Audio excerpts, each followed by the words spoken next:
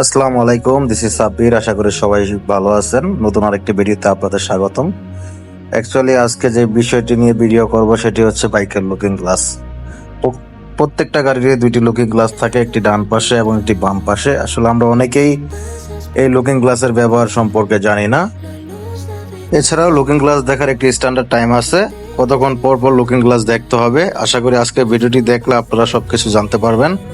প্রথমে যদি আমি লুকিং গ্লাস ব্যবহার দিয়ে শুরু করি, আমরা আসলে অনেকেই জানি না লুকিং গ্লাসের ব্যবহার। অনেকেই চিন্তা করি যে ডান পাশের লুকিং গ্লাস দিয়ে আমি আমার ডান পাশের কোন গাড়ি আসতেছে, পিছনে কি ঘটতেছে ওইগুলো দেখবো, আর বাম পাশের লুকিং গ্লাস দিয়ে আমি দেখবো আমার নিজেকে বা নিজের ফেসকে।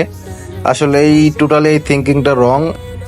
অ্যাকচুয়ালি ডান পাশের লুকিং গ্লাস দিয়ে আমরা ডান পাশের পিছন থেকে কোন গাড়ি আসতেছে এবং পিছনে কি করতেছে যেমন সেটা দেখতে পারবো, ঠিক একইরকম বাম পাশের লুকিং গ্লাস দ্বারাও আমরা বাম পাশের কোনো গাড়ি আসতেছে কিনা এবং বাম পাশ দিয়ে কি ঘটতেছে সেটা আমরা দেখতে পারবো। এছাড়া দুইটা লুকিং গ্লাসেই আপনি যদি ডানে অথবা বামে টার্ন নেন, এখানে দুইটা লুকিং গ্লাসেরই প্রয়োজন রয়েছে।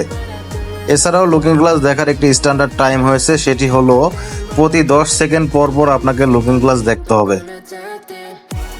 যদি প্রতি 10 সেকেন্ড পর পর আমরা লুকিং গ্লাস দেখতে হয়, তাহলে মিনিটে 6 বার আপনাকে লুকিং গ্লাসের দিকে তাকাতে হবে। অ্যাকচুয়ালি এটা যারা ড্রাইভিং লাইসেন্সের জন্য পরীক্ষা দেবেন, রিটেনের জন্য 100% এই প্রশ্নটা সব সময় আসে। আমি যখন ড্রাইভিং লাইসেন্সের রিটেন পরীক্ষা দিয়েছিলাম তখনও আমার এই প্রশ্নটা ফেস করতে হয়েছে।